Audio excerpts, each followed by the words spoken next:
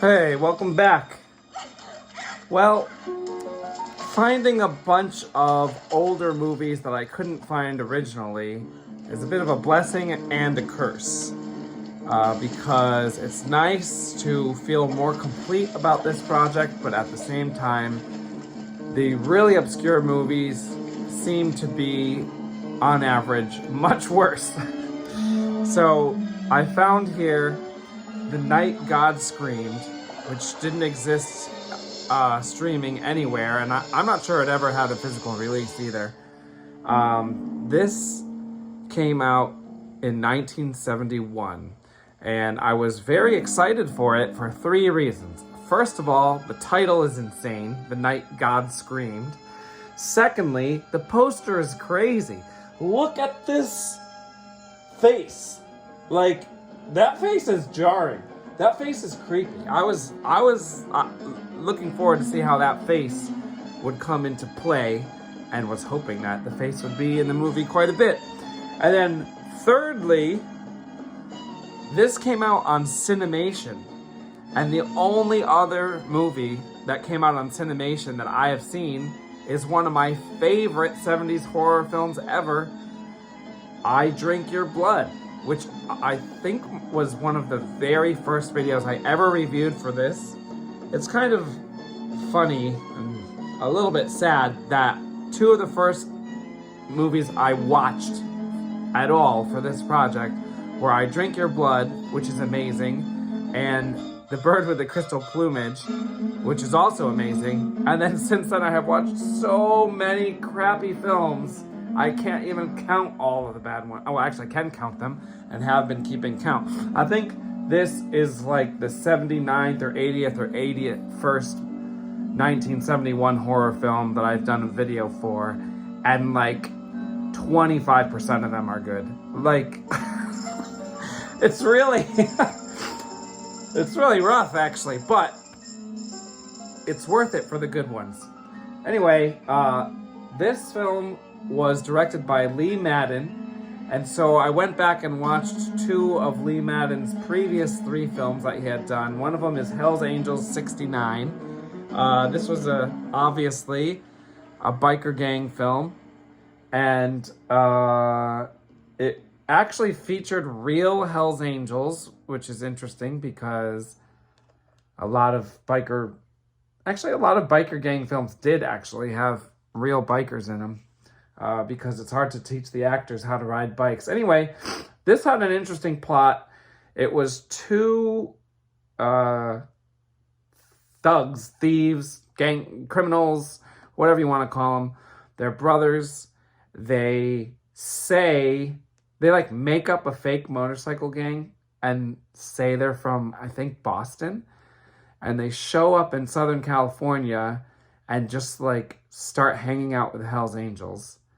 And then they decide to go to Las Vegas, and then they end up using the Hells Angels as like a distraction while they rob Caesar's Palace. And it was pretty exciting. The Hells Angels are mostly real Hells Angels in this, and they're shown in a pretty positive light. So that's all I'm really going to say about that one. But it was pretty interesting. Moving on. Lee Madden then did Angel Unchained, which was another biker gang film.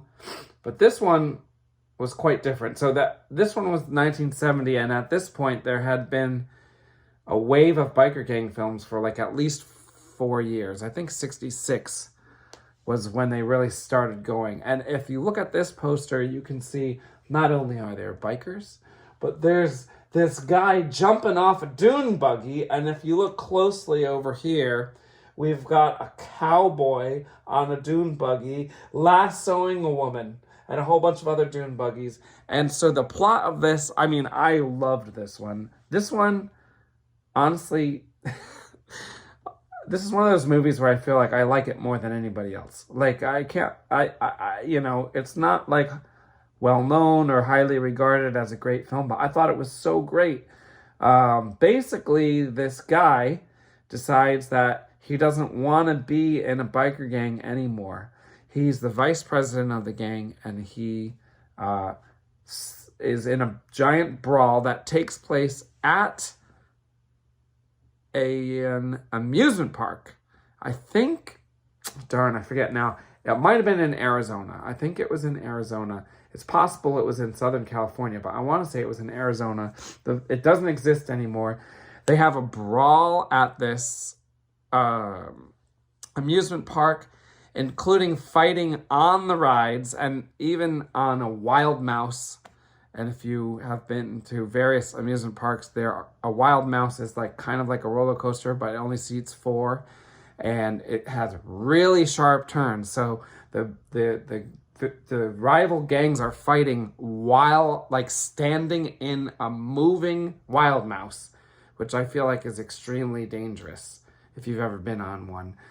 Every time I ride a wild mouse, I feel like I'm going to be thrown from the ride. And that's while I'm sitting and holding on. So that was crazy. Then after the brawl, he decides he doesn't want to be in a gang anymore. And because he just saved the president's life, the president lets him out of the gang, even though that's not usually allowed.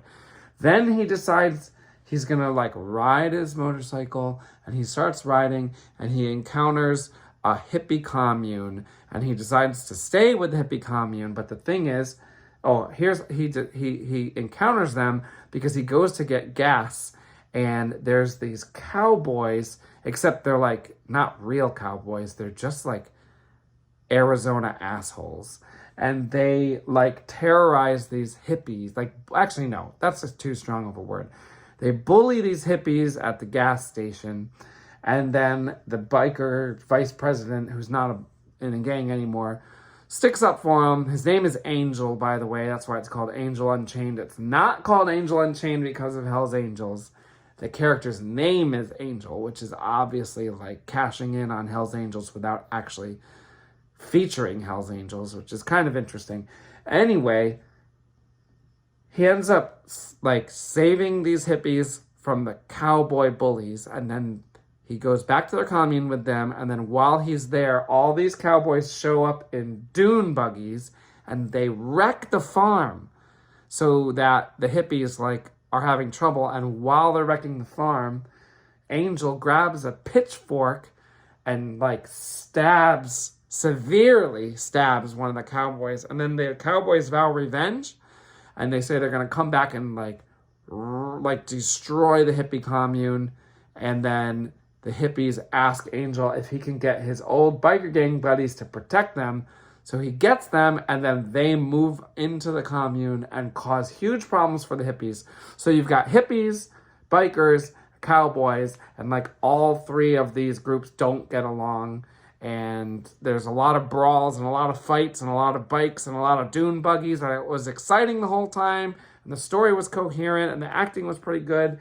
And like all in all, I thought it was great. So that made me even more excited to watch The Night God Screamed. But then before, truly, I should like probably rethink my strategy here. But I was excited for The Night God Screamed, and I thought I would enjoy it even more if I watched some of the older films that featured the 2 lead actors of this movie. And so one of them is Jean Crane, who you can see screaming right here. Jean Crane was a classic Hollywood actress, and she was in a ton of movies, including, let's see, she was in, wow, I was just looking at all of them. She was in Dangerous Crossing, which was a psychological thriller where that was from the 50s, and she was on this ship, and she was looking for a husband, and like everybody was saying her husband didn't exist. And so she was like kind of being like gaslit by the whole rest of the characters but really she believed she was married, but everyone was saying she wasn't. She didn't have a ring. That one was okay. What else was she in? She was in Nefertiti, Queen of the Nile, which was really boring. Vincent Price was the other lead actor in that, but it's like about ancient Egypt. and not much is going on in that movie. I'm trying to think of some more of her classic movies. Oh, Leave Her to Heaven. That's what she was in. That was a good one. I watched that one long ago, years ago. It had Jean Tierney as the main woman, and then Jean Crane was like the secondary support woman. And man, it was so long ago. I forget what that one was about. That one was pretty good. I think that was like an old 40s film, but it was in color. So that means it was like a pretty high budget film. Then as she was getting older, she started to get put in these like weird movies. Like she was in this movie called Hot Rods to Hell, which came out in 1967, a little bit after the biker wave started. And the poster of that one kind of was trying to say, like, I think the poster said, even more wild than the Hells Angels. I think that's what it said. And it was basically, she was like the wife of this guy. They were moving from Boston to California, and on their drive there, they get terrorized by like teenagers in hot rods who like try and run them off the road and stuff like that. It was like kind of exciting, but then like kind of didn't go anywhere. And then the guy in this is Alex Nichol. And I watched a bunch of movies with Alex Nichol, and most of them weren't that good. One of them was called Face the Music, where he was like a trombone player or a trumpet player. I forget which one. And like there was a whole lot of trumpet music in it, or trombone music. And he was like an American playing music in London, and then he like hangs out with this woman, and then the next morning the woman's dead and he gets accused of it. So he like tries to figure out who killed her. Actually, that sounds like an Argento premise, except it came out in 1954. Then he was in this other movie where he like meets this rich woman, and he and the rich woman decide that they're gonna like kill her husband and make it look like an accident, and then like get all the inheritance money. That movie wasn't that great. That was another British film where he was like the American guy in England. There was an older movie that was better. Oh, what's it called? I forget. But he was like a fisherman, and his dad was a fisherman, and Alex Nichol like hates being a fisherman, but there's this gangster that kills someone and like hides out on the fisher boat. But then the gangster really likes being a fisherman. So the actual fisherman doesn't like being a fisherman. The other guy who's just hiding there actually loves fishing. That one was pretty decent. Oh, what was that called? I forget. Anyway, so The Night God Screamed. This, man, this had such potential to be good. But first of all, this movie's weird because the first third of it is way different from the last 2/3 of it. It's about an hour and a half long. So the first half hour has this crazy cult leader who does not appear on this poster, unfortunately. And this cult leader is a Christian. He's like leads a Christian group that hates churches. And so the beginning of the movie, he's like baptizing people in like a pond. And he's talking about how, you know, most Christian churches are actually evil because all they want to do is take money away from people, which is kind of an interesting idea. And then, you know, you think maybe this guy is going to have some kind of noble cause, but then he like calls out this girl who doesn't want to get baptized, and he ends up having her drowned by a hooded figure. Now you can see the hooded figure drowning the girl over this corner, although you can't see the cult leader. His name is like Billy Joe or something. Actually, this I think might be Billy Joe, the cult leader, but you can't really tell because he's wearing, like, he's being obscured by a hand with a knife in it. I think that's him. So, anyway, Billy Joe meets this preacher who's played by Alex Nichol, and Alex Nichol is married to Jean Crane, and they go around and they try and spread the word of God. Now, they're spreading the word of God, but they accept donations. And the cult spreads the word of God, but they don't accept donations, and so they think accepting donations is evil. So there's a clash, and the cult. All right, at this point, I'm going to tell you, I give this a 4 out of 10. So I wouldn't bother watching it unless you like really, really want to, because it's very disappointing. But now I'm going to get into why it's disappointing. So first of all, they crucify the preacher. They crucify Alex Nichol like half an hour into the movie. So he's not in the rest of it, even though he's second build. He gets crucified on his own cross that he like bought. And then you barely see it. So that's a problem. This is rated GP or PG, by the way. Like, it does not get an R rating. There was no PG-13 at the time, in case you weren't aware. So it's a PG rating. Most of the violence is implied and not shown, which, if you know me, when we're dealing with horror films, I don't like that. It's like a waste, because if you're going to see a horror film, you kind of want to see the violence. I mean, most horror fans want to see the violence. That's for the most part, okay? So implying violence, especially in a film like this, where the poster is making it seem like it's going to be really crazy, that's what you want to see. So they crucify a guy, but you barely see it. No blood. They don't really show him getting nailed in there or anything like that. So he gets crucified, and then his widow is Jean Crane. Now, the next scene is a trial, and there were 4 people in on the crucifixion, and 3 of them get sentenced to execution. But the 4th one is never found, because the 4th one is this hooded guy. So they never find the hooded guy because they can't identify him because he was wearing a hood. So then, now all that was pretty cool. And the guy who played the cult leader was great. But none of those characters are in the last hour of the film except for Jean Crane. None of them. Which it doesn't work well in this case. So Jean Crane, her husband is dead. He was the preacher. She kind of just tagged along. She does not continue to preach or do anything with the church. And I don't know if this was explained. I don't think it was. I think there might have been like 1 minute of the whole movie that I wasn't paying full attention. So it may have happened in this 1 minute. But she ends up becoming a babysitter, which that right there that's weird. She's old. She's fairly old to be a babysitter. Like, how old is she? I mean, she'd been acting since the 40s, and this is 1971. So 30 years, 20, she's got to be like 60 years old. 60-year-old babysitter. And who's she babysitting? The judge's 4 children, and the youngest of the 4 children looks like he's at least 15. The kids are like 15, 16, 17, and 18 years old. And because Jean Crane's character is like all shaken up from her husband getting killed, she agrees to babysit the 4 kids while the judge and his wife go away. And by the way, the judge's wife looks barely older than the 4 kids. She's only in 1 scene, so it doesn't matter.